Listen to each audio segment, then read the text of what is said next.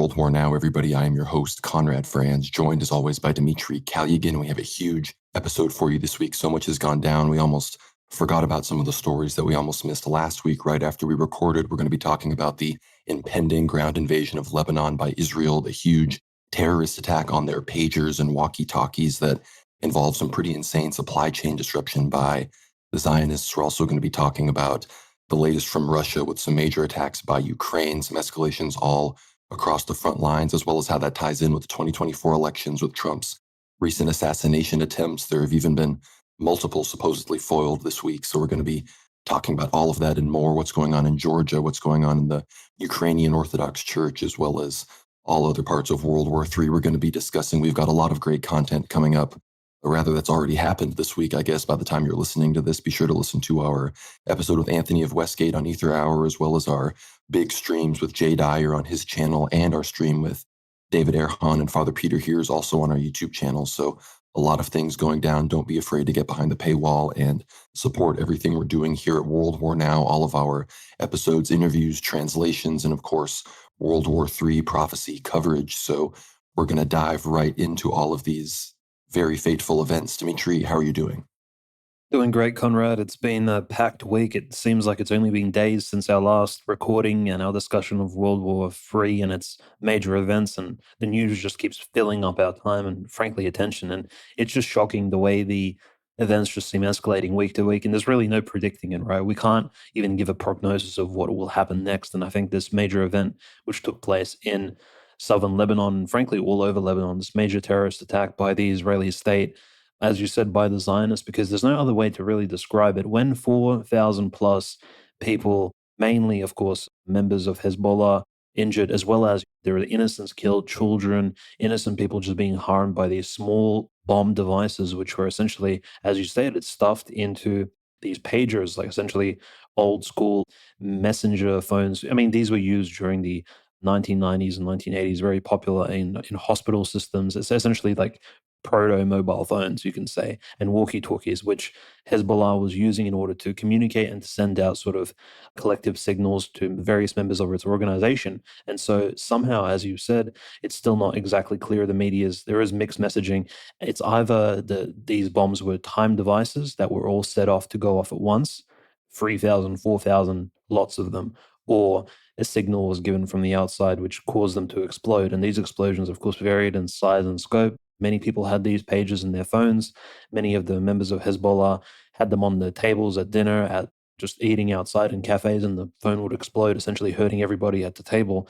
And you had various innocent civilians killed, which is why I think it's only correct to label this, and many journalists and many political commentators have already labeled this as a terrorist strike, because that's frankly what it is. It's a strike indiscriminately. It's not a targeted strike for simply at a military target. Hezbollah is not like Hamas. It's not a strict military organization. It's a political and social organization as well in Lebanon. They hold political seats. They have community elections where they elect members of Hezbollah. Hezbollah is not strictly Islamic. There are also Christian members of it. So it's quite varied. It's not similar. It's not exactly the same as Hamas, and it's not exactly like a militarized structure. And so it was very incorrect of many Western media sources, essentially, to depict this as this counter-terrorist operation by Israel, when in fact this was a terrorist strike on the entire Lebanese population. In my reckoning, I think that when you see Ben Shapiro laugh and the claim that all the people who were affected by this massive chain of explosions, over 4,000 small explosions around the country of Lebanon, that all of them were somehow related to anti-Zionism and anti-Semitism. This is, of course, wrong. Many of these people, we don't even know. Perhaps they were minor, just the secretaries, minor members of Hezbollah, or perhaps they were completely unrelated. Who knows who could have had this pager in their pocket, or on what desk it was when it blew up, or people may have been looking at it. It could have been lying on a shelf nearby, and an innocent civilian walks by it and it explodes, hurting them. It's still unknown the exact numbers of people hurt, but there have been children who've been killed. And the response, of course, was quite drastic. We have, of course, the Hezbollah leader Hassan Nasrallah giving a really powerful speech. And as he gives the speech, Israeli warplanes actually break the sound barrier, doing a sortie over Beirut as a show of force, essentially, which is incredibly arrogant of them. But what else can we expect from the Israeli Air Force, which has been trained And they've been practicing bombing innocent people in Gaza and other places around the Middle East for decades now. And of course, they begin bombing the southern Lebanon again tonight, which happened less than 24 hours ago. Because, mind you, this pager explosion happened already more than 48 hours ago. And so there was this consideration that, well, if 4,000 members of Hezbollah have been injured and many of them have been killed, Conrad, where is the southern Lebanese assault, which the IDF and essentially Prime Minister Netanyahu of Israel was planning and speaking about for so long? Because it seems like the perfect time would be to assault southern Lebanon now, when these members of Hezbollah, who essentially make up the majority and the bulk of the most vehement pro-Lebanese military in that part of the country, and which is very strongly anti-Israeli, would be incapacitated to some extent. And of course, our favorite Guards Commander General Hussein Salami has also spoken from the Iranian perspective and said that Iran will also commit to providing an answer for what has taken place as terrorist strike by Israel in Lebanon. Apparently, I've also read that the ambassador of Iran to Lebanon also was hurt by this explosion. Whether or not that means he actually had a pager himself, which I doubt. I think he was probably just nearby a member of Hezbollah who actually had the pager on him. So again, these indiscriminate explosions amidst a broad civilian population of mixed Christians and Muslims alike, it's just completely inappropriate. And I think Israel has really overstepped, shown itself as essentially willing to do anything, frankly, in order to achieve its geopolitical goals. The ruthlessness is unlike maybe any other nation state we've seen around the world, probably even more arrogant and ruthless than the United States, I would say. I completely agree. And the first casualties from these big pager attacks, of course, were children, which, if you look at the videos of what happened with these devices exploding in people's pockets and on their hips primarily, then obviously, if you're a child standing next to somebody with one of these, you're going to be the first one affected at about head height. So of course, we saw all the Jews and Zionists around the world get their media talking points about how this was the most humane and precise anti-terrorist operation in history. Yeah, I don't think so. Navy SEALs have done anti-terrorist operations where the only people that die are the actual targets. I don't understand what the Zionists think they're doing with this level of gaslighting, but they are running with it. And of course, even the Lebanese government has been forced to be sympathetic with Hezbollah, which I feel like that's actually part of the goal, is that Israel historically, obviously they want to divide the Christians and the government, and then Hezbollah and the more radical elements of anti-Zionist resistance. But now, because they want to invade all of Lebanon, perhaps they're willing to push those two groups together so that they can have a full-out war and take as much of Lebanon as possible and have a justification against even the quote-unquote legitimate Lebanese government that is made up of much less directly anti-Zionist forces. But you mentioned Nasrallah's speech. He directly says in the speech that this was a declaration of war by the Zionists, that their goal is to now never allow the Israelis in the north to return. So, of course, Kiryat Shmona and these other towns that have had to be pretty much totally evacuated because of massive Hezbollah bombings. The goal now is Hezbollah says they're never going to allow those people to return, and Israel says we're going to return them at all costs, which implies that they're going to be creating a buffer zone and a security buffer within southern Lebanon, as far up as, I can't remember what the river is called, but deep into Hezbollah territory, pushing them back beyond the river up into central and northern Lebanon. And of course, now Israel has done hundreds of strikes on southern Lebanon. Hezbollah has responded with 100 plus more strikes on northern Israel. So the missile war is getting out of control. But the real question is, when is the ground invasion going to occur? And there's also a possibility that Israel is trying to goad the axis of resistance into going in on the ground into the Golan Heights or somewhere else first themselves. We've heard Kataib Hezbollah has been sending its fighters and putting all of its forces under direct control from Lebanon. We hear Ansar Allah is taking orders from Hezbollah. We hear that certain other factions in Syria are amassing on the border, that again, with the rumor that they're going to enter the Golan Heights or northern Israel, which again, maybe Israel will lie about that. They'll fake it, do a sort of World War II situation, like the Germans pretended to be Polish soldiers invading and then invaded back. It'll be that type of situation. But again, everybody is watching very closely. The ball is in Netanyahu's court, as everybody has been saying. We know that Amish Hochstein and the U.S. envoys have been desperately trying to get them to be calm. The rumor was that Netanyahu was going to fire Yoav Gallant, who is the most expansionist member of the war cabinet right now, the only person in any high-ranking position that doesn't want to do total war for greater Israel, because that seems to be everybody else's everybody else around Netanyahu's goal, rather. And Netanyahu is yet to exactly make the decision. There was rumor he was going to replace Yoav Gallant with Gideon Sa'ar, who is another more Likudnik ultranationalist, as the defense minister, but that has yet to happen.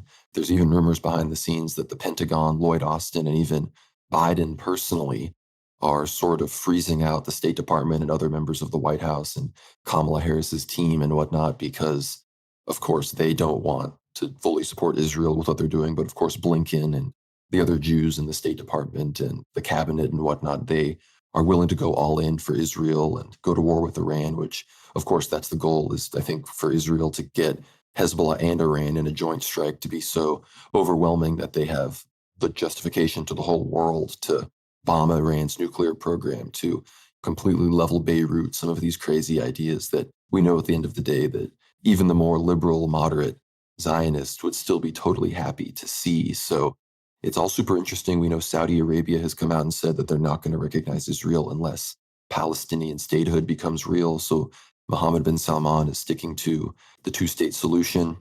And we also saw the recent vote in the United Nations where, for example, Russia and Greece voted with Palestine condemning Israel for being in their territories, while pretty much every other Orthodox country, Romania, Bulgaria, Serbia, and then Slovakia, Czechia, they abstained from the vote, rather. And then, of course, Hungary, Orban, voted in favor of Israel. Actually, Czechia also voted in favor of Israel. So the little Central European conservative Jewish outpost that we have there, that's what's going on there. And there's a big Hungary connection with the pagers as well.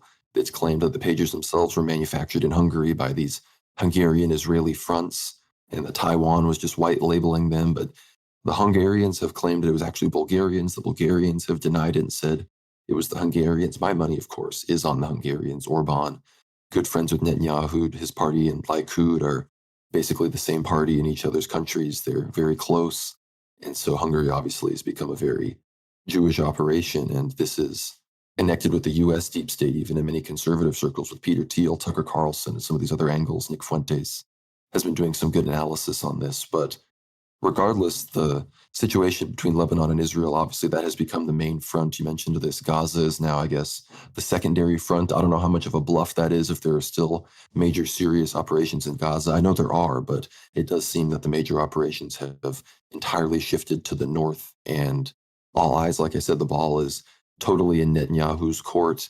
We're obviously also watching the U.S. elections and how it will have an effect on this in the coming months, because that is very much coming up, which is crazy to think about. But yeah, there seems to be all sorts of power struggles, both in Israel, both in the United States, in the Islamic countries themselves. Qatar Airways and Lebanon Airways have banned pagers from even being on their planes. But I wonder how far they're going to take that, because the day after the pager attack and explosion, of course, the walkie-talkies exploded. So how many of these communications devices did Israel manufacture? How was there no research on the fact that Israel had its hand in producing so many of these devices? I guess if you're buying them from Hungary, Taiwan, Bulgaria, at a certain level, they remove the paper trail. But it really is crazy. I mean, how much capability does Israel have across the board to disrupt supply chains like this and plant explosives in these type of devices? Apparently, it was just an undetectable amount of nitroglycerin that could then be remotely, rather the battery could then be remotely activated, causing it to explode. I'm sure everybody saw the videos, but this is crazy, of course. Obviously, I think there is even more advanced technology that exists in this regard that Israel undoubtedly has access to. But yeah, we're definitely in a new phase of World War III and a new phase of the war between the resistance and Israel, and ultimately much closer to direct U.S. involvement, I would say. No, absolutely. And you mentioning Viktor Orban and potential Hungarian connection, yeah, it does tie into the fact that, as you've said, during the recent United Nations vote for Palestinian statehood, or for essentially a two-state solution, Hungary did vote against that, one of the few countries that actually did. And that's quite interesting because Viktor Orban's strong connection to Donald Trump's old friendship with Netanyahu, even back in the before Netanyahu's prime minister days, right? When Donald Trump was still referenced on The Devil's Advocate by Al Pacino and Keanu Reeves. We're going really far back, pre 1990s. And that old Donald Trump, friends of Netanyahu, now Donald Trump as well, friends of Tucker Carlson, Viktor Orban, the wearing of the red Kabbalah bracelet. It all seems to be connected in this massive web which we're not all exactly privy to. We see it in photographs and some sort of vague references. But of course, historically speaking, Hungary did have its own experience with communism, its own experience with Bolshevism and the presence of the Jews. The most famous Jewish Hungarian Bolshevik, and nobody should really forget this name because his biography is a telltale sign. He is one of the most famous Red commissars that caused the Red Terror in Crimea, Bela Kun, and his girlfriend, Rosalia Zemlyachka, whose nickname was Demon, actually. She was a Jewess, and Bela Kun and Rosalia Zemlyachka enacted the Red Terror in Crimea once Baron Wrangel left with the White Army after the White Russians began losing the civil war. And of course, I remember the famous Sevastopol entrance when the Bolsheviks actually entered into Sevastopol. They entered the first sort of the gates of Sevastopol opened and a World War I era tank rolled in, and the tank's name was Antichrist. It had Antichrist, Antichrist written in white letters on it, which, I mean, really paints an interesting picture as to what the Bolsheviks were inspired by. And Bela Kun, of course, after the Bolshevik Red Terror, would move back to Hungary and promote the revolution there, which is what essentially these, shall we say, Talmudic elements and these criminals do around the world. So hopefully, Viktor Orban, who has been promoting right-wing politics in Eastern Europe and Central Europe and kind of pushing for this independence and Ukrainian skepticism, he's not too deeply connected to that particular part of Hungarian heritage, right? Of course, this is the hope. But meanwhile, in terms of the other side of the world, we do see the Crown Prince of Saudi Arabia. You've said some very strong statements from him. He's actually confirmed that Saudi Arabia will not establish diplomatic relations with Israel until the goal is achieved. The goal is, of course, Palestinian statehood. So that was a quote. He also says the kingdom of Saudi Arabia will not cease its diligent efforts to establish an independent Palestinian state with East Jerusalem as its capital. So he said this at a Shura council in the capital of Saudi Arabia.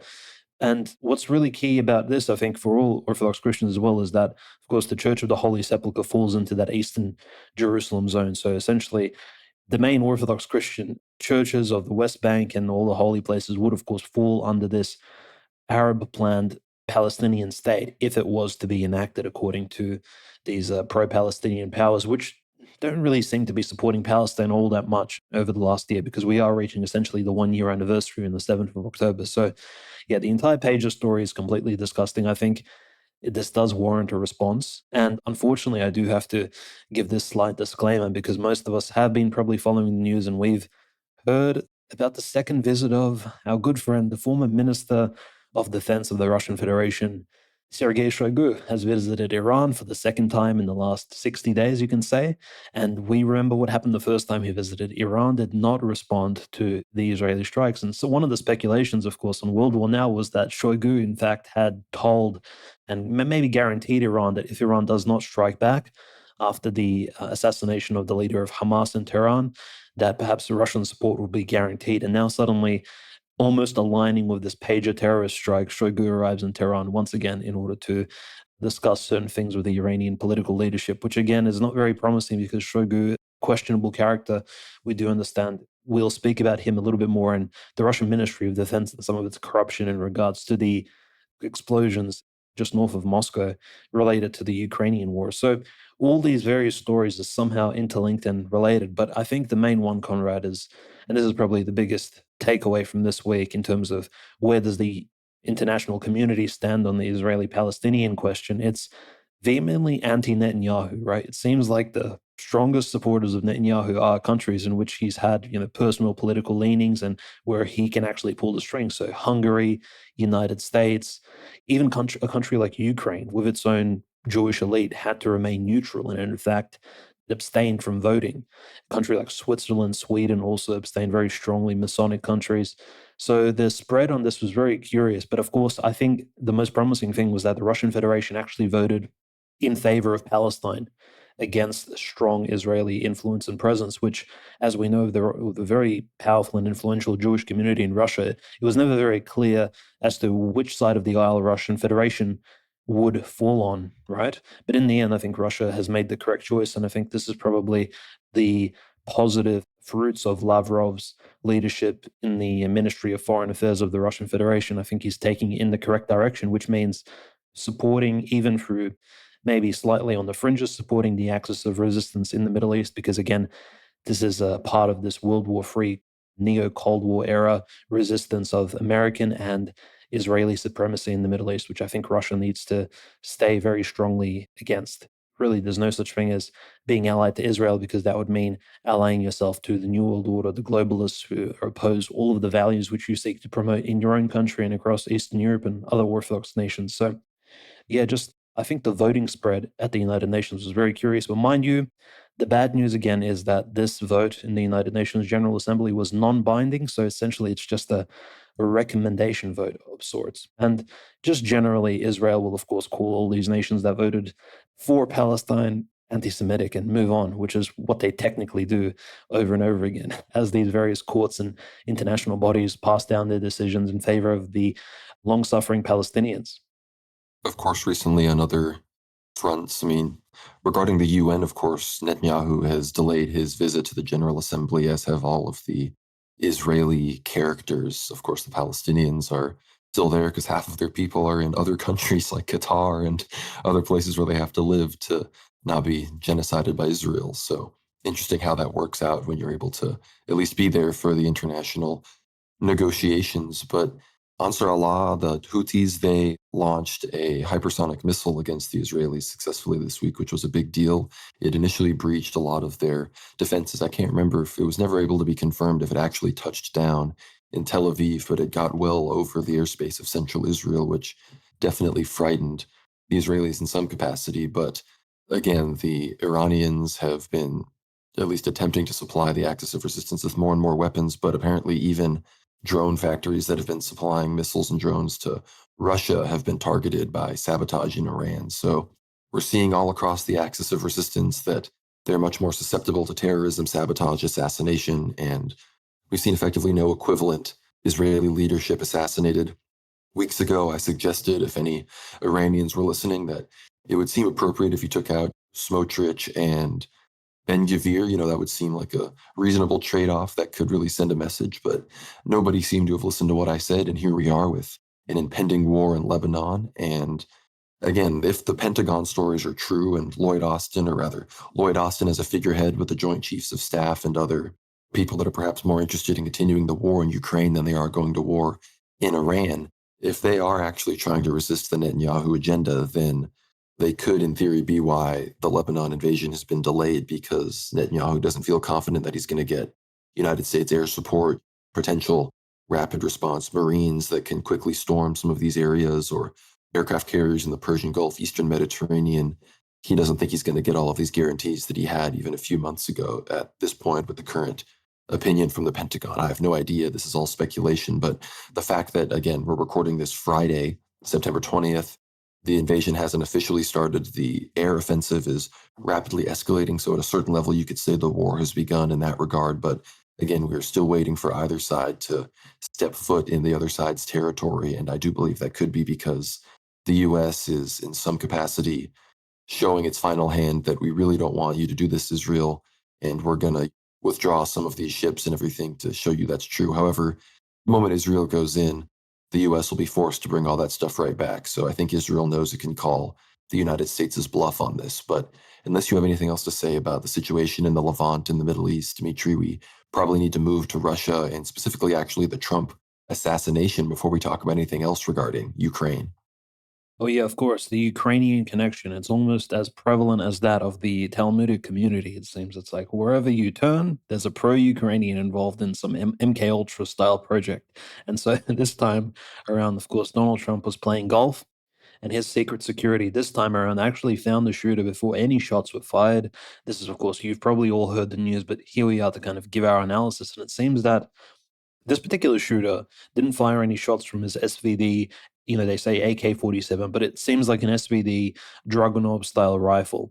And he leaned it even through the fence and against the fence, which means that I'm not a sniper myself, but it wouldn't necessarily give him the best support for aim. In fact, after the first shot, it would probably cause some decent inaccuracy in further shots from that particular vantage point and position. And he simply doesn't seem to have been aware of that. So whether or not he's a patsy, an MK Ultra style weirdo guy, all of his social media accounts have been scrapped, and I'm not sure what the protocol is of mass shooters and criminals in this particular instance, Conrad. It seems that whenever a certain crime takes place, suddenly all the media accounts get shut down by the various private business companies and corporations like Facebook, Twitter, X, etc., and their histories get scrubbed. But it does appear that Mr. Ryan Ruth, who was 58 years old, and he was the potential assassin of Donald J. Trump, was a very staunch pro-Ukrainian. Bizarre political beliefs. He seems to have been supporting left-wing and right-wing politicians in America, but very strongly pro-Ukrainian. In fact, there was videos of him actually attending pro-Azov, pro-Ukrainian refugee rallies in 2022 during the siege of Mariupol, which occurred in May, just like about a month after Easter in 2022. And he seems to have been very inspired by the mainstream media of the time, which is one of the reasons why we always recommend not really spending and wasting time on mainstream media, because it definitely does brainwash you. And when there's somebody like this 58-year-old fellow here, 56 at the time of the Ukraine war, when it commenced and the SMO began, naturally, it seems that even somebody over the age of 50 could so easily be brainwashed by the things he saw online that it radicalized him to no end. And whether or not he was a victim of some sort of MK Ultra mind washing techniques used on him, or if it's just simply he lost his mind or probably had some mental deficiencies, he saw Donald Trump as a certain enemy of the people. We still don't know his motivations or his motives. It's similar to that famous and infamous Las Vegas shooting where simply the motives were hidden from us. So whether or not we don't know what's happening to him at the moment, but he was taken into custody. And I think very strangely, I think, Conrad, when these assassination attempts really take place, there's always these questions which arise and they never get answered. Like, just like the JFK shooting in the 1960s, it's like these assassination attempts are always shrouded in mystery, and the official sources always hide various facts from the public because, again, there's always some sort of conspiracy afoot. And it's not like I'm not an expert conspirologist myself, but it seems like things just kind of crop up out of nowhere. For example, this guy's connection to various pro-Ukrainian groups,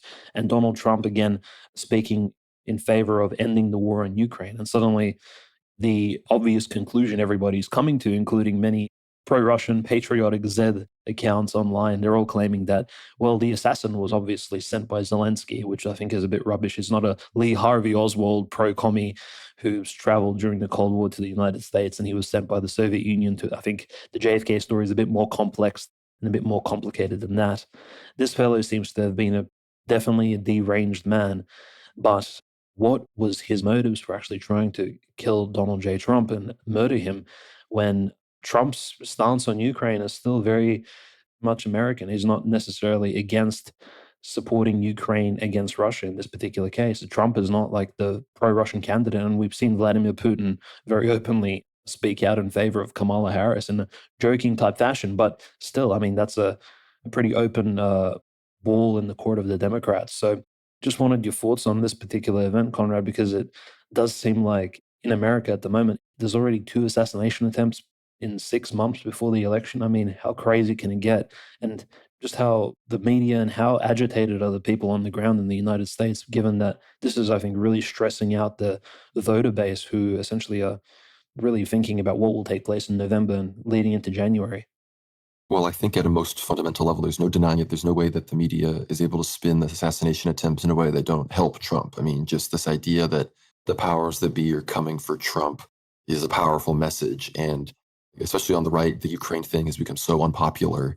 That angle also is going to mobilize the base. This idea that, oh, the people that want war in Ukraine want to kill Trump, let's support him.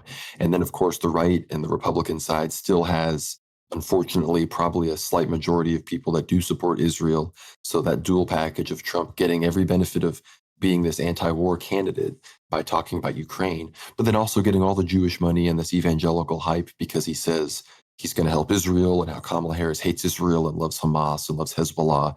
And just a few minutes before we were recording this show, even Trump's talking about how he's going to end anti-Semitism in America and how horrible anti-Semitism is on campus and around the country with Hamas and the supporters of the Palestinians and all this kind of stuff. So Trump is really leaning into the Zionist stuff, which is not good. Ultimately, I think that does kind of set up a situation where if Israel goes into Lebanon, then Kamala might get a boost because she'll be perceived as less pro-Israel. So a lot of calculus going on here. Perhaps the Israelis are waiting for Trump to win the election to go into Lebanon. That's a big question. But Ryan Routh, the 58-year-old that attempted to shoot Trump, the media at least was already trying to spin it against Trump. They interviewed his son, and his son basically said it wasn't his fault. He would never do this, but if he did, it was somehow Trump's fault, which I'm not sure how you can even say that. But the fact that these attacks are able to happen, people have posited that there's some kind of leak within the Secret Service, that the CIA is specifically trying to kill Trump because the CIA is the most invested in the Ukraine war, and they're actually less invested in Iran, Israel. That's more of a State Department, Likud. There's, of course, the whole situation between Russia, Likud, Hungary, like we mentioned earlier, and then the Republican Party in America, specifically through Chabad Lubavitch, Jared Kushner with Trump. We have Beryl Lazar and the Chabad people in Russia. And then, of course, Netanyahu himself is a acolyte of Rebbe Schneerson. So this connection makes one wonder, is the Republican and right-wing victory being orchestrated from a Russian interest perspective? They want to take pressure off Ukraine, be able to go in and do whatever they want. And then, of course, we could tie New Heavenly Jerusalem into this if we wanted to, but without even doing that, of course, we know that the largest population of Jews, besides America and Israel, that are involved in Israeli nationalist politics are Russian-speaking Jews that came from whether the Empire or the Soviet Union, depending on when they showed up, pre or post-Nakba.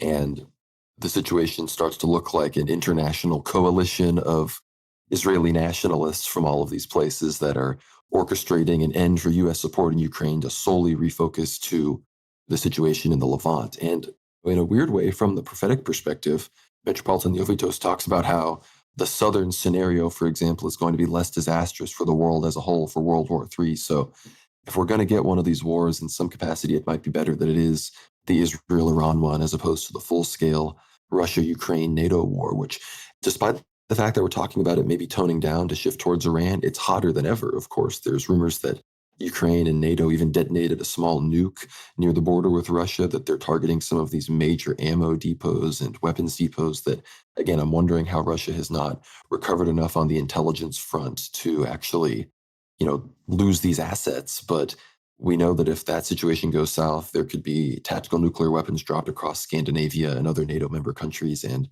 that is a much more quick way to have U.S. troops versus Russian troops in a NATO coalition on the ground. If the situation goes south in Israel, they're definitely going to try to do everything they can before there's any kind of draft, deploy all of the elite forces to take out top people, deploy all sorts of tactical groups and even members of National Guard, perhaps, before they actually try to start drafting people into the military to fight the war in Israel, because they know how sour people's taste is with the Iraq war, and there wasn't even a draft for that. So again, that's going to be something that the Pentagon is going to be factoring into, and why, for example, the Pentagon might be balking right now on going all in with Israel, and perhaps they're going to start working with the CIA to escalate things in Ukraine and Russia. Because again, there's a possibility that both of these fronts get escalated at the same time.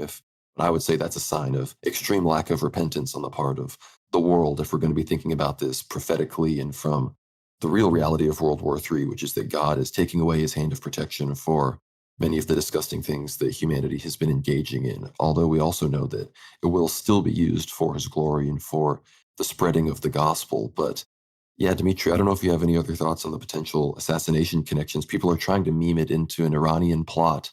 Of course, Trump is kind of taking the bait. Of course, obviously it plays to his base, so he's playing up this idea that perhaps Iran is trying to kill him. And, maybe, at a certain level, there's not no motivation. If Trump is going to focus towards Iran and Kamala's going to focus towards Ukraine, then maybe Iran at a basic level sees that as making sense. But Pezeshkian is trying to moderate with the West. I doubt he's in any way trying to get assassination attempts on Trump to be going through. And we also know that J.D. Vance is in line to take over for Trump, and he would be an even stauncher supporter of the Israel First agenda. So there are many contingency plans in place as to why even Israel itself could still be behind the Trump assassination. But it's all connected. World War III is in full effect. Obviously, the assassin this time got arrested. He's not dead. So maybe we're going to learn more. I'm not sure. I wouldn't be surprised if they just put a gag on him, because the guy's clearly an asset. That's the other thing. I think you mentioned this a little bit, Dmitry, but the guy clearly, he has a rap sheet a mile long. He has felonies going back to the 90s. He has a weapons of mass destruction charge. He used to carry automatic weapons. He's gotten in shootouts with the police, yet he's never seen the inside of a jail cell. And now he's assassinating the president of the United States. It glows at an insane level. And it's clear that something more is going on here. So I'm skeptical if we're going to get any actual real information. If anything, it points to the first guy, the assassination attempt in Butler, to potentially actually having been a lone gunman, whereas this one, clearly not a lone gunman, crazy type situation. Why would he have surrendered to police? Why does he have all this weird history? Why was he in Ukraine in these BlackRock ads, recruiting for Azov, doing all these crazy stuff, having still never been stopped at any kind of international checkpoint, despite being a convicted weapons of mass destruction trafficker? So, a lot of things to think about. But regarding Russia itself, obviously they are pushing in Kursk, they're pushing in Donbass, but I do want to know your thoughts on those attacks on those warehouses and those huge mushroom clouds that we saw, Dmitry. Some people speculated that, and the people that have speculated this, it probably wouldn't even be the first time that NATO and Ukraine are already using tactical nukes on the ground, and Russia may be doing the same as well. I know that seems schizophrenic, and again, our opinion on nukes is already ambivalent, but I think you know what I'm getting at here. No, absolutely. I think everybody who saw those clips, we posted a few on the World War Now Telegram, and I'm sure other media sources have reported on them. They do appear to be like 1940s, 1950s style mushroom clouds from small sort of nuclear weapons detonating, essentially tactical nukes with really low yields. And this is exactly what took place in the Tverskaya Oblast, which is just northwest of the Moskovskaya Oblast, the northwest of the capital, and essentially it's the oblast between Belarus and Moscow. This is the same oblast, by the way, in which last year on the 24th of August, the plane carrying, of course, hero of Russia, Yevgeny Prigozhin, and his crew actually fell. The plane exploded in the air. It's a very mysterious place, I think. But now notice that this massive arsenal bunker, essentially, it was an underground system of tunnels housing armaments. And allegedly, this was the largest armaments cache in the entire European side of Russia. Well, on paper, at least, this is what we know. And so, this massive explosion, which took place, or this chain of explosions that shook the Tverskaya Oblast and all the land around it, was so cataclysmic and so horrible for Russia because apparently, not only did it store Russian munitions of a very modern make, not some old Soviet storage, which is stored all over Ukraine, which the Russians have been blowing up for the last 2.5 years, but also some of the new armaments that they received from North Korea and China, etc., and all those diplomatic visits that have been taking place over the last 2 years. These arms have been getting shipped into the Tverskaya Oblast, which is quite far from the front lines. If you recall, at the beginning of the SMO, I think it was around summer, so around June, July, August, Ukraine began using HIMARS to start shooting some of the armament caches of the Russian armed forces, which were stored essentially very close to the SMO zone, so in Donetsk, Lugansk, and even in the Rostovskaya Oblast. So they started actually firing on those small caches. And so the Russian leadership decided to move most of the arms supplies, the storage of shells and other bombs, munitions, which are actually highly explosive, further back. And so Tverskaya Oblast is quite far from the front line, so you'd expect it to be safe. And suddenly, this is the official sources. So a few days ago this week, a Ukrainian drone flew hundreds of kilometers away from Ukraine and somehow either dropped the munition or maybe this was a suicide drone rammed into one of these storage facilities, which is housed underground in a bunker with steel. Of course, these bunkers, Conrad, a typical explosion cannot pierce them. And even it would take a long range missile with an initial breaching charge, which these long range missiles have, which can breach steel defenses of bunkers, right? These are like bunker breakers.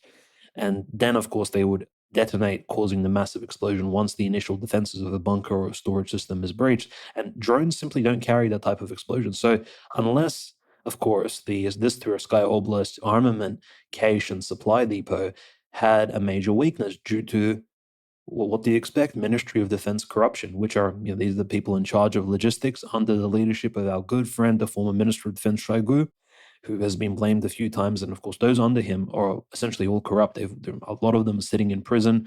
The former deputy ministers of defense, essentially the vice ministers of defense of the Russian Federation. In particular, in 2018, there was a report that this Toropets, Tverskaya Oblast munitions cache was being prepared. The arsenal that was being stored there, thousands, hundreds of tons at the time, it was being prepared by the Deputy Minister of Defense, General Dmitry Bulgakov.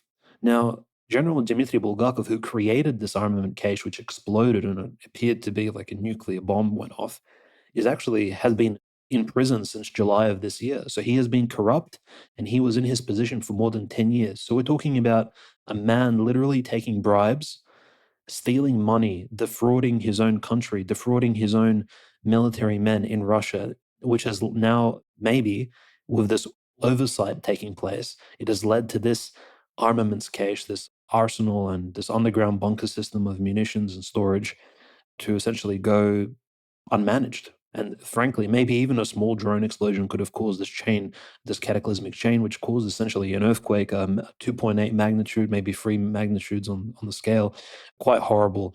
Did look somewhat suspicious. Like there were some theories that perhaps NATO dropped a low yield tactical nuke. I mean, I'm open to these sort of theories at the moment. Really, the mist of war is so thick, and we're receiving such little information from the official sources in the Ministry of Defense in Russia that really, I think, all kinds of speculation is available, unless, of course, you live literally in the Russian Federation, which does not really allow you to speculate because, of course, misinformation against the Ministry of Defense and the Russian Armed Forces is a criminal charge that can be put on your record, and you may end up in court or prison or receive a fine. So you can't really speculate too much on that particular end. So a word of caution. But just some consideration there. The other really bizarre thing taking place in Kursk, right? So this explosion takes place in Tver, all the way up in Moscow. It's a huge loss. The good news about it is that, before we move on to Kursk, is that apparently a large storage of Iskander missiles, so these very long-range Russian missiles, which are very expensive, hard to make, they actually survived because they were very deep on the ground. So a lot of Iskander missiles are actually retrievable. So once the fires die down and the risks of further explosions settle down, the Russians can go in, retrieve the Iskander missiles, which survive this massive chain of explosions, and actually take them to a new, more secure storage facility elsewhere.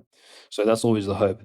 And again, there's always the consideration that perhaps the Baltic states are also involved in sending this drone. And if so, when are the red lines being crossed, Conrad? Because only last week we mentioned Putin's, ad hoc interview, and when he mentioned long-range Ukrainian missiles not being able, long-range Ukrainian or NATO missiles being used, which would mean the escalation of essentially a World War III type scenario.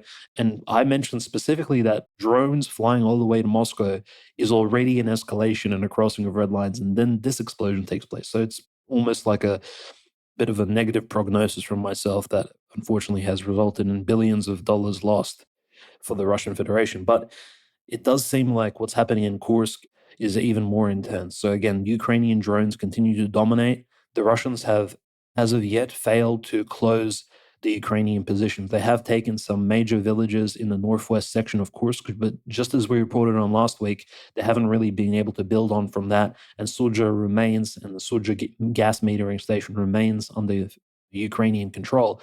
The Ukrainians, for some reason, are actually clamping down in Kursk. And I think the initial consideration was that, well, this Kursk raid was just, a small skirmish. Maybe they would attack, demoralize the Russians, and return back to the Ukrainian Sumskoye Oblast and just use this as a demoralization strike against the Russians. But it seems like they're planning to hold this territory for some potential, maybe peace treaty discussions coming up in November, which kind of align with the United States election. So I think it'll almost be like a land trade type scenario if Russia goes and attends these peace talks coming up later this year. That's one consideration.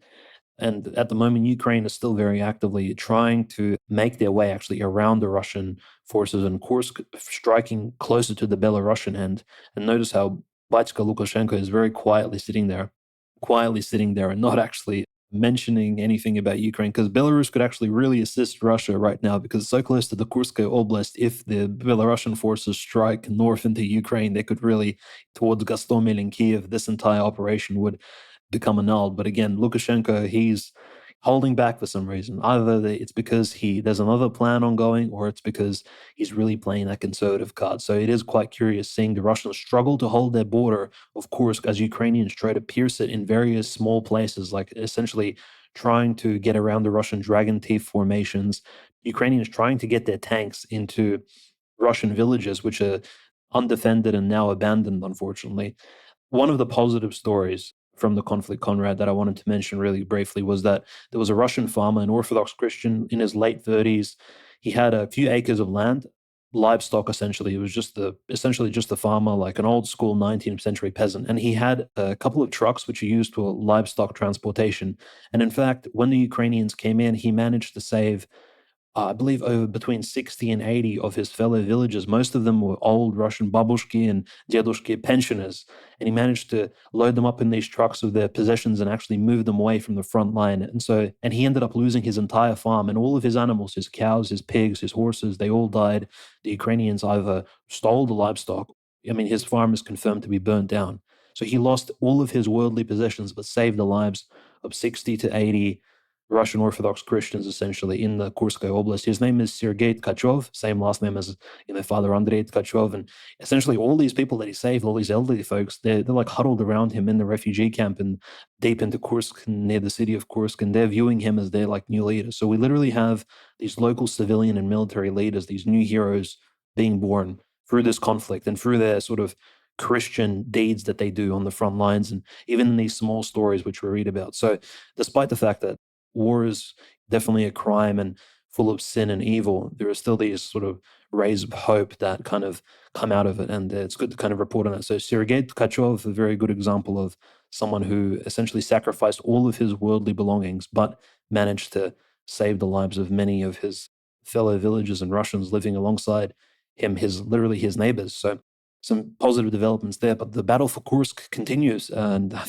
I'm sure you saw the photograph, Conrad, of deceased Ukrainian soldier who was slain by a blade, a literal sword, pierced through his chest. And I know it's a bit grotesque describing it, but it seems like he was actually killed by the sword because the blood splayed around him on the floor actually came from the wound. So it wasn't a corpse that was stabbed. And on the sword, in black letters, it said, "This is for Kursk," in Russian, Zakursk. And it's like, okay, people were posting Alexander Nevsky memes like, "You come with us with a sword and you'll die by the sword," things like that. It's just a very medieval, interesting image of a dead Ukrainian invader with a Russian sword stuck through his chest. I mean, I don't know. This is in the Donetsk Oblast as well. So the battle is raging on. There's a lot of violence, and I think the war is definitely hot.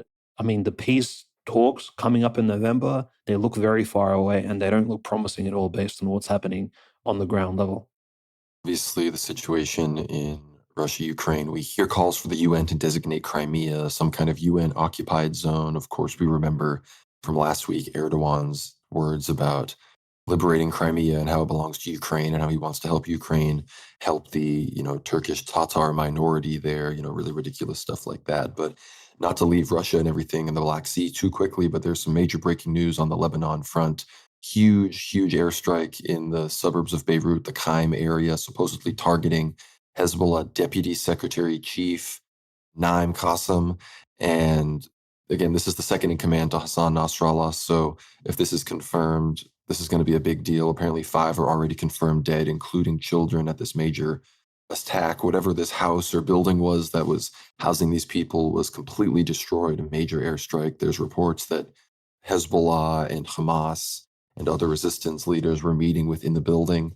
And if confirmed, Reuters has already confirmed that this was targeting a senior official. Again, there's many dead, and apparently some are saying that it was actually Ibrahim Akil, another senior Hezbollah commander. I'm sorry, I'm reading breaking news as it comes in. Regardless, Israel is once again escalating this war. And again, we still haven't gotten a response from Iran for the assassination of Haniyeh. This huge escalation from Israel with the pagers and the walkie-talkies and now these airstrikes has yet to be properly answered by Hezbollah. And now they're targeting some of their top 5 guys. Again, it doesn't seem like they're able to locate Nasrallah himself, but they're pretty much killing everybody else. At what point are Iran and Hezbollah and the other members of the axis of resistance going to be forced to escalate to the point where Israel gets what they want, which is a casus belli, to initiate World War III and completely neutralize their enemies in the region, make greater Israel, and ultimately become a regional and in reality a worldwide superpower? Because we know they also have their gay little nuclear arsenal. They have one of the most powerful intelligence apparatuses in the world. And eventually, obviously, they're still going to have the full backing of the United States. Eventually, if they gain all the territory that they want, they're going to be a major player. And I don't know how they're going to get all the Jews to return. And I don't know if that's going to be something that actualizes itself before the Antichrist and the end of the world. But this is all a major serious issue. And it seems that Israel has no intention of listening to anybody in the United States or the West at all who want them to de-escalate. And I've seen some people commenting on this, and I think I agree that the status quo right now totally works for Israel. I mean, any kind of deterrence has been shattered. Iran and Hezbollah have shown that they will take these things. They will allow this to happen. So at a certain level, Israel can just slowly but surely beat you down till eventually your people are going to rise up against you, or you're just going to collapse from within if you just keep taking this level of Israeli dominance with this level of assassination and terrorist plots. And I'm sure the sanctions and the economic warfare is going to also affect that at a certain level. There's no way you can keep all of these things up at once. Al Jazeera is confirming that it was Qasem was not the target. So that's interesting. But again, Israel has thrown everything. Obviously, the war cabinet is in Kiryat Shmona right now in the north, trying to rally to the cause, get Israelis to support the operation in the north under the pretext that Israeli citizens have been forced out of their homes in the north because of the Hezbollah operations. But again, I don't know Russia obviously has condemned the Israeli attacks on Lebanon and has sided with Palestine in the United Nations. But the question is, how much are they going to do if this war really breaks out? I unfortunately foresee Russia being far too neutral to be any kind of balancing power to the United States when if these things inevitably go hot. Obviously, I think Russia will want to protect its interests in Syria and in some of these other places, but I don't know how much they're going to be willing to. A lot of wishful thinkers seem to think that Russia will give Hezbollah S-400 air defense and that they'll do all these other things. I've yet to see the evidence that that is going to happen, and I don't know the full extent of the internal war between real Russian nationalists and Chabadniks that want to have Russia as a golem for Israel and right-wing Israeli nationalism. But I assume that that is happening and that there are parties, and that even Putin himself is torn between exactly how much he wants to support Israel. Because if Trump is sometimes torn on that, Putin is much less vocal in his Zionism. So it's always interesting to speculate. I have no real insight into that. But unless you have anything else to circle back to regarding Russia, Ukraine, Dmitry, or of course some of these updates from Lebanon, we also have to talk a bit about the Caucasus, which of course is relevant to both of these fronts. No, absolutely. I mean, I completely agree. Like we've seen the chief rabbi of Russia, who actually blessed the IDF in November of last year, at the beginning of this genocide of Gaza, opened the fifth synagogue in one of Russia's federal prison systems, right? We reported on this in our Telegram, and it's just bizarre how Chabad Lubavitch and their sort of influence in Russia continues to spread, and Talmudic Judaism continues to be this somewhat important factor as an alleged traditional religion of Russia, despite literally adding nothing to Russian history over the last 1,000 years, besides being bad news and negativity, right? This is frankly Russian history 101. What exactly did these people give? Or, I mean, what did they take? I think should be the correct question. And the answer is a lot. And in fact, I think the battle continues. We have unfortunate reports from somebody like Igor Strelkov. His wife reported that he's being kept in complete, almost news isolation. He's not able to speak to anybody related to the military. And all the news were reported on a few months ago when there were rumors that he was going to be brought to Donetsk to build up a volunteer battalion to fight against, Ukraine, or like a commander regiment, for example. No, he's not being given any command. Igor Strelkov, the colonel who actually commenced and began the entire, you can say, the early SMO in 2014 and held Slavyansk and Donetsk and was the Donetsk minister of defense for a while, and is very orthodox, is a very based Orthodox Christian monarchist. And in fact, he's named them boys multiple times, on his streams, etc., in his written accounts, as much as you can, according to Russian legislation at the moment, which does not necessarily always allow free speech in this particular regard. He's currently in prison and he's not allowed to actually speak on these subjects nor contribute anything. So I think it's very interesting. Yeah, you're right, Conrad. The battle internally continues. And I think many of these countries we see the same as we discuss, the Balkans and the Caucasus, for example. In Armenia, for example, I'm sure there is a right wing opposition to Pashinyan, but it appears that the Armenians at the moment are very much suffering under the dominance of his party as an investigation takes place in Armenia. Allegedly, there was a Russian coup attempt, right, to take down Pashinyan personally. It was apparently orchestrated from the Rostov-on-Don Arbat military base. And mind you, Rostov-on-Don, if you recall, that's the same place that Prigozhin captured. That's the Russian Southern Command Center. It was designed and built during the Soviet Union. near the Don River. So it's a very classical Russian territory. It's very agriculturally rich. It's not sort of Ukraine, Malorossia, Novorossiya proper. This land belonged to the Don Cossacks in the olden days, and the Soviets were very smart in sort of building the main Soviet arms command center there. And the Russians, of course, inherited that in the Russian Federation. And apparently, this is where the plot to overthrow Pashinyan was born, right, in the same place that Prigozhin visited a year ago. It's just this bizarre story that they've come up with. And it's because Russia, is blamed for all these political assassinations all over Europe and Berlin. And some of them are, in fact, real and proven. The famous, of course, assassination, the poisoning of Alexei Navalny, even within the Russian borders itself. But this is a new sort of accusation, Conrad. And in fact, the only thing I think that's dangerous about this particular accusation is the fact that it aligns sort of with this narrative of, well, Iran's trying to assassinate Trump. Then, of course, Russia assisted perhaps in electing Trump in the first place in 2016. Russia's meddling in foreign elections. Russia's doing evil things in Northwest Africa, and in fact, it's just supporting sort of the stable anti-extremist Islamic governments in Northwest Africa. It's doing the opposite of making a situation worse. It's actually strengthening somewhat reasonable governments in Northwest Africa and through Wagner and other mercenary groups and military advisors. And in Armenia, which Armenia has left the CSTO and all these defense agreements and treaties with Russia, what does Russia benefit from? Actually, notice Putin has never ever spoken negatively about Pashinyan. He's always stated, and Lavrov personally has stated as well, that Russia is always open to reigniting relations with Pashinyan and his government. But it's just Pashinyan himself has always moved away from the Russian world and being close with Russia through his foreign relations, and it does seem like a one-sided story. And the reason why I mention all these international coups and conspiracies is because we've seen the West use this tactic probably since the era of the Cold War, when you had the Western and Eastern bloc in Europe, and Europe was divided, and you had these various small revolutions taking place on either side. There was this new technology of colored revolutions, which again have been used by the West, but the West is again trying to blame Russia for using the same tactics. And potentially Russia, allegedly Russia did conduct a sort of patriotic revolution in Donetsk, Lugansk, when in fact, in reality, was Maidan, which prompted some of these very conservative Eastern oblasts to break away. So again, it's this globalist liberal Western tactic which leads us into the more conservative people from breaking away from the main liberal structure in Ukraine, and I'm sure in Armenia as well. If there was a coup attempt, if there was a conspiracy inside the Armenian government, I'm not even sure if they had any relation to Russia. I think there's actually probably an Armenian opposition to Pashinyan and some of his very strange defeatist policies, which have led to essentially Azeri dominance.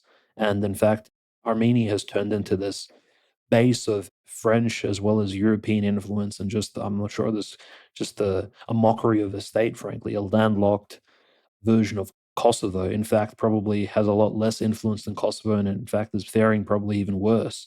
So a very concerned government and a very devious person, this Pashinyan figure. And I don't believe his claims that Russia tried to coup him and take him out of power at all.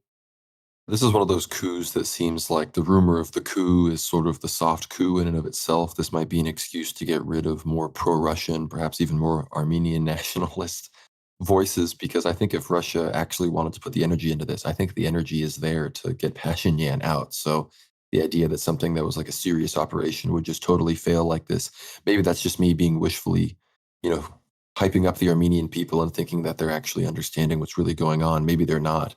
But I do know that he's very unpopular, that the former archbishop of the Armenian Apostolic Church was very popular, leading massive rallies, Yerevan and all sorts of other places across Armenia. So interesting developments there. We know that Russia has implied that it supports the Zangezur corridor that Azerbaijan wants to connect to Turkey with, even more so than Turkey itself. It seemed that Turkey was more interested in actually reaching some kind of peace agreement between the two countries, whereas Russia seems to be dramatically increasing its trade and security relationship with Azerbaijan, which is very strange, especially considering Iran is now the main thing stopping the Zangezur corridor from going into effect. Iran, very skeptical of Azerbaijan, very much, does not trust them as the fact that they are an Israeli proxy. So I don't know why. I think the Chabad, Azerbaijan, Russia connection is something that we should explore more. Perhaps an ether hour on that topic in and of itself is coming down the pipe because we talk about it so much. So maybe we'll start researching that. Maybe leave a comment if that's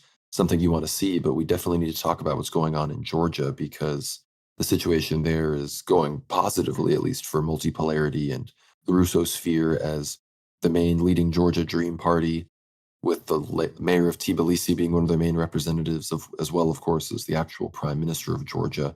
They passed their anti-LGBT propaganda law, and now they're openly talking about basically apologizing to the regions of Abkhazia and South Ossetia because of Saakashvili is the one who actually started, the Georgian wars back in 2008 against Russia, where Russia came in and helped support these independence movements in these regions in northern Georgia to separate, and Georgia wants to reintegrate, and they're talking about how the first step to that reintegration is going to be acknowledging what really happened, which, again, up until this point, you ask any Georgian, they would vehemently deny if you mentioned that Georgia actually started those wars back then, which, again, I was already aware of that even without these recent admissions, but people will vehemently deny that. They'll say that you're Russian propaganda and everything. And so, of course, the Georgian Dream Party is being accused of being a Russian party. The EU and NATO are saying that the rhetoric coming out of Georgian parliament in Georgia is indistinguishable from Russian propaganda. That's what they're saying. The EU is saying they may even sanction Georgia, let alone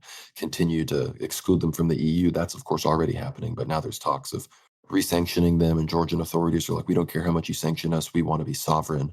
So the return of Georgia to the Russosphere is in full effect. I don't want to say we predicted incorrectly. That just wasn't something that I had on my menu per se. Of course, the Armenia Azerbaijan thing went a certain way. I was not as focused on Georgia, and here we see Armenia drifting away from the Russosphere, a CSTO member. Meanwhile, Georgia, which was formerly, before Ukraine became what it was, Georgia was the biggest thorn in Russia's side, and here we are. Things are turning around. So it shows you how much a decade or even a half a decade can change geopolitics.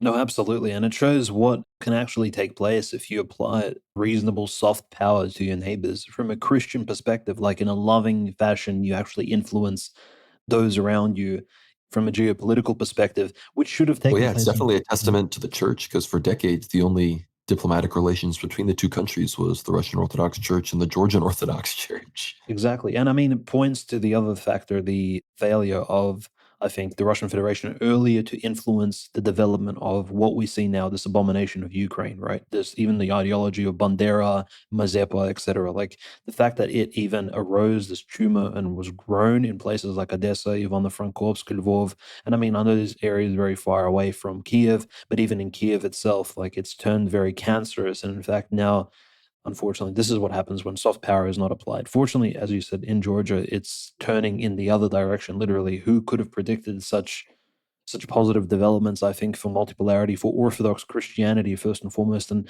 Patriarch Ilya, Patriarch Elijah of Georgia, Tbilisi, this is an amazing, if he does pass away soon, he is quite old. He is in his 90s, the oldest patriarch, I believe, in the Orthodox world at the moment, without a doubt. One of the oldest bishops, I think, in terms of actually holding a bishop seat alongside maybe the Metropolitan of Odessa as well, one of the oldest Russian bishops. Patriarch Ilya, I think you can kind of see this can be like the crowning jewel, just defending Georgian ethics and morality from this degenerate liberal post-enlightenment, and you can say postmodern corruption. I think it's just beautiful, it's lovely. And honestly, there are probably hierarchs in Georgia who obviously I cannot name off the top of my head who will most likely contribute and push this particular project of supporting his country and moving it forward away from this degenerate agenda, which has been, kind of hoisted upon Georgia through its involvement, unfortunately, in liberal and communist revolutions throughout the 20th century. Like these fruits, I mean, Georgia has already paid the price for its contribution, the Georgian people, for all of their revolutionary actions and I think all the negative things that they've done. And finally, they're beginning to wake up and actually learn the lessons of history. And I think most Eastern European countries are starting to do that and have done that over the last 10 or so years. So this is incredibly positive. I mean, we see the same in Serbia, don't we, Conrad? We see the Serbian people, Vucic himself, like the man who we called the, kind of disrespectfully speaking, the cuck of Kosovo for literally years at this point is finally standing up against Albin Kurti personally, one on one, and enforcing his new agenda, which we mentioned on last week's World War Now, which is, of course, that Serbian people need representation in Kosovo, in the legal system, in law enforcement, so in the police, of course, in the prosecution service of Kosovo. There need to be prosecutors who are actually ethnically Serbian, not just Albanian and Kosovars from various Muslim backgrounds. There needs to be some sort of Orthodox Christian presence in the Kosovo legal system. He asked for very small things: municipal election participation, because again, Serbian Orthodox Christians are a minority in Kosovo, and Vucic is really pushing this hard, Conrad. It doesn't seem like he's backing up, despite the fact that the EU is looking at him like with eyebrows raised, and they are still contributing to this standoff between Albin Kurti, the Prime Minister of Kosovo, and Alexander Vucic. But it seems bizarre. It's almost like Vucic, somewhat center, you can say center right, but still very like moderate conservative, is finally standing up for the rights of the Serbian people. I don't know if it's an inspiration from somebody like Dodik, but it looks like it's going in the right direction. And it's lovely to just hear him. I mean, Politico called this the war of words between Serbia and Kosovo, but I think it's more of a war for Serbian identity in the entire Balkan region, which has been bullied and oppressed for the last 100 plus years. Yeah, I mean, I'm more of the opinion that you've got Greece, and then you've got Bulgaria, and then you've got Serbia, and that's pretty much the Balkans, right? A bunch of these idiots converted to Catholicism and Islam, and now we've got Bosnians. I mean, I guess there were Albanians, those Illyrian guys, but now we've got these Bosnian and these Croats and these Scopians, these Macedonians. We love our Macedonians, we love GSP, but I've spent so much time in Greece recently, I've returned to calling them Scopians. I don't know. Hopefully, he'll still come back on the show, but yeah, the situation in the Balkans. I mean, Greece as well, is it's all very interesting. The most positive development is the Macedonian Orthodox Church, which seems to be proving itself canonical and orthodox and integrating into the true Orthodox world. And if there is to be a schism, it seems that they are going to side with the correct faction, those that are not siding with the Ukrainian Orthodox Church. And we're waiting on all sorts of developments on that front still. We know that there are persecutions ongoing every day, every hour. Somebody is being persecuted in Ukraine for sticking with Orthodoxy and the true faith, but we're still waiting on some real execution on the latest law passed in the Rada about the banning of the UOC and Metropolitan Onufri's episcopacy and all of these sorts of things. We know that the international community, including even the Assembly of Bishops here in the United States, which again is led by GoArch, a member of the Ecumenical Patriarchate. I don't know if this was just them trying to save the assembly altogether, because at a certain level, the OCA, the Antiochians, the Serbs, the Bulgarians, everybody here in America has strongly stood with Metropolitan Onufri. And I guess GoArch realized that if they don't as well, maybe they just leave the assembly and start a new assembly back with Rokor and everybody else. And GoArch are the ones that are left out. Of course, GoArch has the most money, so they have an easier time getting what they want. But it appears that they allowed this statement and condemnation of the law from the assembly to come through, and some attempt at preserving unity, because we know that the EP in Alexandria and most of Cyprus are siding with the schismatics, of course. So it's an interesting development on the American front, but we have seen other monasteries and churches being unfortunately assaulted by, basic nationalistic civilians as well as local police forces as well. So I know you have some updates on the persecutions, Dimitri. Yeah, like one of the craziest stories I think was just a couple of days ago, again, in the middle of the night, Ukrainian law enforcement, like the big enforcers of justice that they are, they grab a battering ram and they slam the front doors of one of the monasteries. Vidensky Monastery in Kiev is raided by the police, and the front door is completely like they could have just knocked, but they knock it down just like it's like some sort of drug raid, or they've found an entire harem of illegal immigrants, but no, it's just a bunch of Orthodox Ukrainian monks. And the monks are like, hold on, what are you doing? They search all the monastics, they take all of their USBs, their hard drives, all the electronics inside the Vidensky monastery. And this is a monastery inside of Kiev. It's not somewhere on the outskirts. This monastery was famous, set up during the Russian Empire during the 1800s. It's not an ancient monastery, but this monastery was used to provide to poor people, for homeless children, things like that. So it's actually like quite an old sort of and very positive development in the city of Kiev. And I mean, Ukrainians really need this sort of help. And when they searched the quarters, the room of the archimandrite, the leader of this monastery, what they found in his room was, and drumroll, they found 10,000 rubles, Russian rubles, believe it or not, like 10,000 and some change left over, which amounted to exactly 110 American dollars in value. Can you imagine? And they said, okay, take the archimandrite away. So he's imprisoned at the moment. He may be, of course, released on bail, but the potential Let the he's record show I have more rubles than that in my wallet as we speak, having well, just gone to Russia and exchanged money. So there we that's go. just So insane. look, the Archimandrite, they found $110 worth of rubles in his personal room, which literally, like, he's in Kiev, and Kiev in Russia had essentially like almost a no visa type of regime, less than a decade ago. And anyways, so he's facing up to 5 years in prison, right? And naturally, of course, his monastery, also Vedensky Monastery, famous for praying for Patriarch Kirill. How could they pray for their hierarch? I mean, this is unacceptable. And I mean, for the Ukrainians, this amounts to treason because Patriarch Kirill is seen as this very evil figure who, how dare they pray for their leader, for God to give him strength and wisdom to make the right decisions in his leadership qualities. I mean, this is essentially what we all pray for in our leaders, to make them wise and for the Lord to lead them in the right direction. I mean, this is generally what, yeah, anyways, you can't really reason with these Ukrainians. But the Ukrainian Orthodox Church, and now we're speaking about the canonical church itself, it's still attempting to reason with this degenerate government structure, despite the fact that as you said, Conrad, the law is literally on the books now. The organization, which doesn't really exist, the UOC doesn't exist as an actual like business or an enterprise of any sort. It's just kind of a name. They're still trying to reason, and they're going on Ukrainian TV. There was a recent Metropolitan Clement Vicheria went on a Ukrainian talk show and actually spoke to, looked like this butch, lesbian-looking Ukrainian woman, and he explained to her, he said, well, the Ukrainian Orthodox Church is the most patriotic church in the whole country. We supported Poroshenko and Zelensky since 2014. We never advocated for any revolutions. We're very patriotic. And I'm just looking at this LGBTQ supporting liberal Ukrainian woman who's probably never seen the inside of a church in the last 20 years at least, since her teenage years. And she's listening to this metropolitan try to defend his own church. I mean, unfortunately, I think a lot of these UOC hierarchs, and I think that they do this, they commit these compromises and they try to reason with this demonic state power and this demonic culture in order to save their own flock, right? As proper shepherds, they go out and they try to win time for their own people, which is what I think the Estonian church is doing as well by temporarily disconnecting itself from the Russian, from the Moscow Patriarchate. So we can't really judge Metropolitan Clement for being, say, for making the wrong choice of going on the show and stating that he's pro Poroshenko, whatever, or all these other things. I think it's simply that they're trying to win time. An opposing opinion, like we saw Archbishop Markel, the famous anti-vax bishop from Moldova, right? We've mentioned him a bunch of times, Conrad, on our show.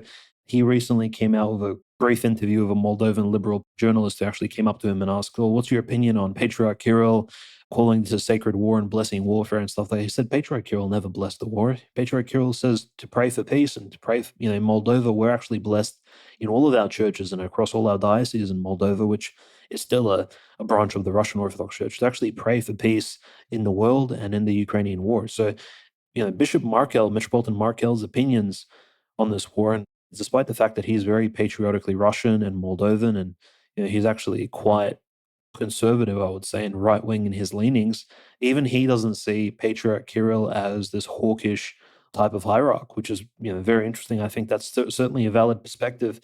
And the other really interesting interview on the Radio Radonej, famous Orthodox Christian Russian radio channel, there was a great interview with our favorite Bishop Gideon Charon. This is the Archimandrite when he was still a monk, a priest monk in the Church of the Tithes, which in 2006 had the vision of the Theotokos, that same church that Zelensky destroyed this year through his sort of governmental decree. By Zelensky, I mean he's the personification of this degenerate Talmudic government which rules in Kiev today.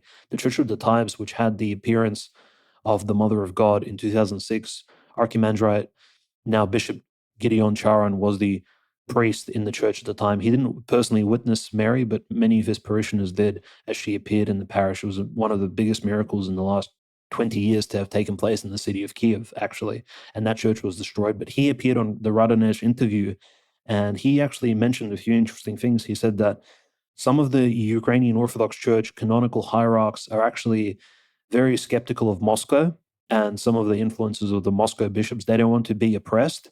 And so for a long time, they've been seeking this compromise position and they've been seeking more independence. But he claimed he wasn't one of them. He said he was always of the same opinion as, and he actually quoted our very favorite Metropolitan Hilarion Kapral, the former hierarch of Rokor who passed away in May of 2022. He actually said when Metropolitan Hilarion passed away on the 16th of May 2022, 2 months into the SMO, he went to America, to New York, for his funeral on the 20, I believe it was in the 20s of May of that year. And on the 27th of May, that famous Ukrainian council took place, the 27th of May, 2022, Theophania Council, which many of you who may know Ukrainian ecclesiological history probably know. This is the council where almost half of the Ukrainian Orthodox bishops came together and agreed that the Ukrainian Orthodox Church is officially disconnecting itself from Moscow.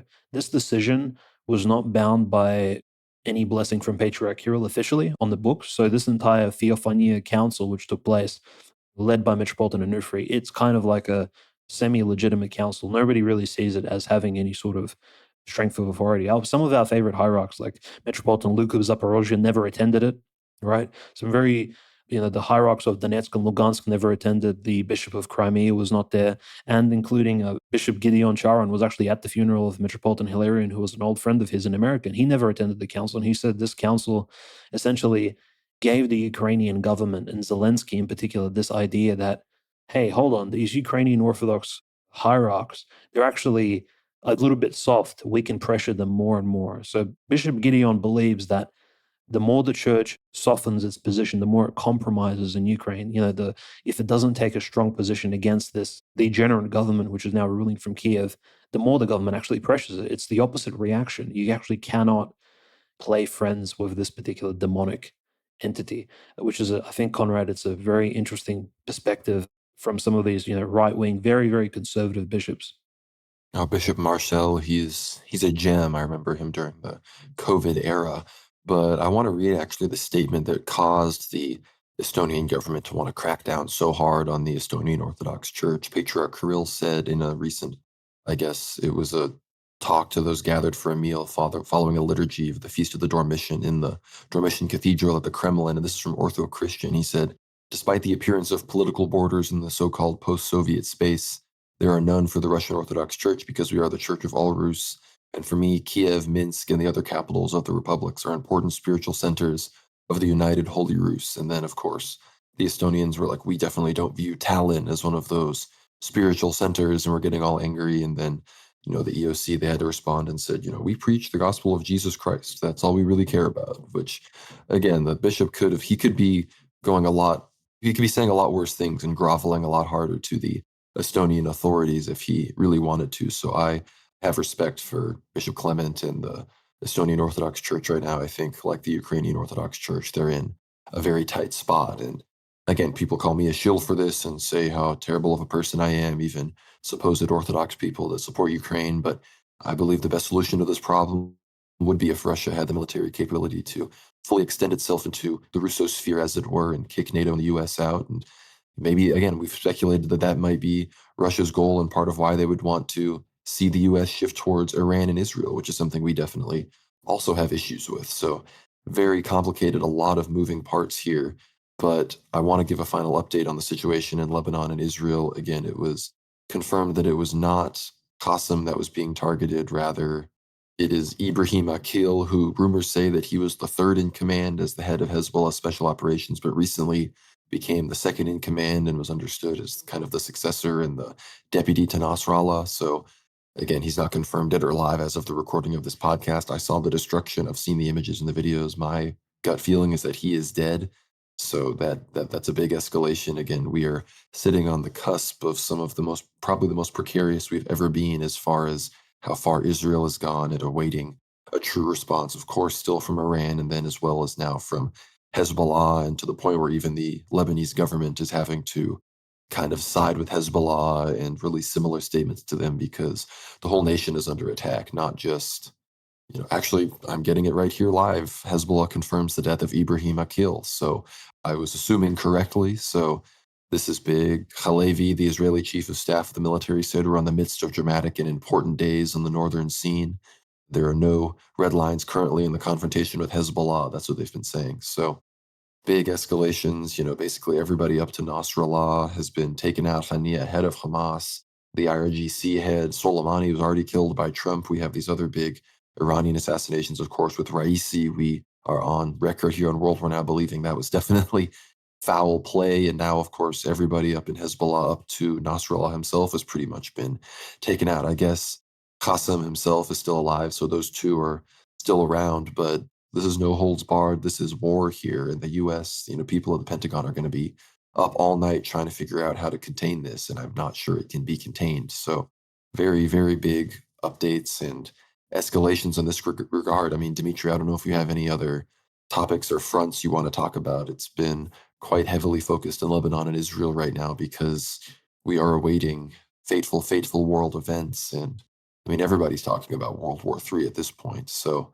I don't even know what else to say. We have to just wait and see. I hope that we don't get news cucked too hard by the time this is released. But by the time this is released, I mean, if you're listening, the Israelis could be on the ground in Lebanon. Hezbollah could be on the ground in the Golan Heights. Who knows? So pray for peace, but definitely pray for the Christians in Lebanon because things are about to get hot.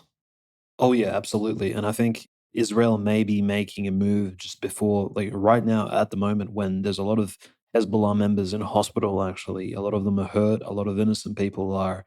It's a time of despair. I think for a lot of Lebanese people. And now, when the morale is low, this is the perfect time for the viper of Israel to strike. Right, the serpent will uncoil itself and kind of reveal some of the other secrets I'm sure it has in store for the innocent people of Lebanon, and those not innocent, those who have taken up arms against this particular invasion, which is just being planned and will most likely take place. My guess is in the next week or two, right? Because we're seeing Shoigu, the weird dove Shoigu visit Iran. It's not looking too good for Iranian participation in this particular conflict from the axis of resistance. My prognosis is quite negative on that end.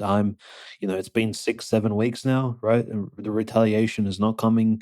The devilish Zionists are not being, given their due, so to speak.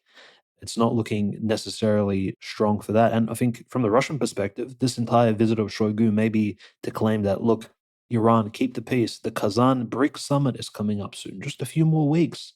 And let's talk about economics and things like that. Don't worry about Lebanon. Let Israel deal with Hezbollah and Hamas.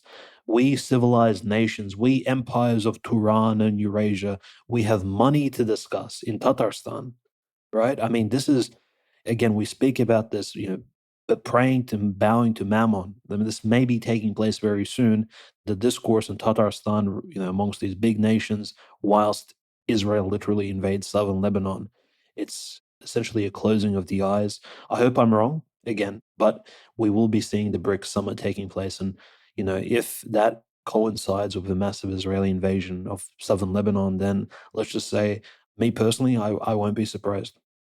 Again, the question is will Iran, I guess at this point, if Israel has done all of this and taken out Hezbollah and other Hamas leaders, and remember, many of the pager and walkie-talkie explosions also occurred in Iran and Syria. So Iran has basically said they're letting the Haniyeh thing slide because at this point, any response or escalation they do could be viewed as a response to everything else going on. So they've pretty much balked on responding to that. Some people have said that they wanted Haniyeh to go, that they were ready to take down Hamas and be done with it. Because remember, Iran is Shia. The axis of resistance is Shia. Hamas is barely even a member of the axis of resistance. They just were the ones in Gaza. They're the Palestinians, the Arabs that were the Sunni leadership there. So perhaps Iran saw an opportunity to get rid of them, and that's what's going on right now. And Israel saw that, swept things up, wrapped things up in Gaza. Now they've refocused to the north, and now Iran is going to take that more seriously because Hezbollah is their number one proxy. The Houthis and Ansarullah, of course, still escalating things. Reports of an incident on some British shipping boat that has gone down in the Red Sea. So the Houthis are still at it, despite Hodeida port and all these other things being destroyed. It shows the resilience, and it demonstrates that even in Gaza and these other places, there is still going to be some resistance going on because these guerrilla insurgencies fueled by sheer hatred against the Zionist enemy is not going to go away anytime soon. But yeah, obviously we're less than 2 months away from the US presidential election, which is going to have a lot of effect on all of these fronts: Ukraine, Israel, China out in the east, and all the things going on there, as well as everything going on in South America, which not as much going on there compared to the Levant and Ukraine, but very active. The situation in places like Peru, Brazil, Colombia, Venezuela is all coming to a head to the point where the US may be getting much more involved there with their new Monroe Doctrine. So things going on all over the world. I want to make sure everybody checks out the other content we produced this week. Again, great episode with Anthony of Westgate, great stream on Jay Dyer's channel. Be sure to check that out. And the other fantastic stream on the World War Now YouTube channel. We're going to have that uploaded on the Substack and everywhere else as well. Not sure where it'll be by the time you're listening to this, but eventually, very soon, it will be everywhere. And that is about my recent trip to Cyprus and Mount Athos. We have David Erhan and Father Peter Heers, who joined me on the trip to talk about it. We're going to be talking about Metropolitan Neophytos, some crazy things that happened to us on the trip. There was earthquakes while we were at monasteries. There were people tracking us down from the deep state. I'm not making this up. That sounds like something I'd say to get you watch. It is to get you to watch the stream, but I assure you the story is even crazier than what you could assume. So be sure to tune in. Some great stories. We're going to be going through some pictures from the trip, looking at maps, showing everything we did. So you don't want to miss that, even if it's just the replay. So check that out. Everything's going to be linked below. WorldWarNow.co, of course, is our Substack. WorldWarNow.substack.com also works. Be sure to follow the World War Now Twitter, _, and follow me on Twitter at GnomeRad. Of course, you can follow Dmitry at OCanonist as well, but if you're not following me, make an X account and follow me. I'm trying to get to 10,000 followers, so get me up there. Be sure to follow the World War Now Telegram at World War Now Telly. And again, on Substack, if you haven't yet, be sure to share it with your friends. I'm trying to post more notes on Substack as well, so be sure to check all of that out. It's a lot of good stuff. Dmitry has articles and translations. And of course, next week, be sure to get behind the paywall because we're talking to Gregory Heers for part 2 of the St. John Vitatsis Ether Hour episode. So we are very much looking forward to that. Thank you again for everybody that supports, for listening to the very end. And if you're already a subscriber and supporter on Substack, thank you so much. And if you're not, what are you waiting for? I highly recommend it. 50 plus episodes of Ether Hour at this point. So huge backlog of paid content about all sorts of perennially interesting things. It's not just breaking news. We talk about czars, uncanonized saints, cosmology, iconography. We have some incredible interviews with all sorts of different people, priests, iconographers, and whatnot. So get behind the paywall, worldwarnow.co, and check it out. Thank you again, Dmitry. I'll leave you with the last word. Thank you for all the dear listeners and supporters, those who, support us monetarily, others who support us by simply sharing the episode, liking it, boosting it, adding it to your bookmarks, playlist. It does actually help the algorithm, turning on notifications on if you're watching it on YouTube, or even sharing the Substack, actually restacking, liking it on the Substack. It really adds to the algorithm because, again, we're all kind of enslaved in some degree to this particular system. Every particular software and program we use to spread the podcast is related to a certain algorithm. So help us beat the system, help us get the word out there, and help us spread this particular podcast. Thank you for all your support, and have a good week.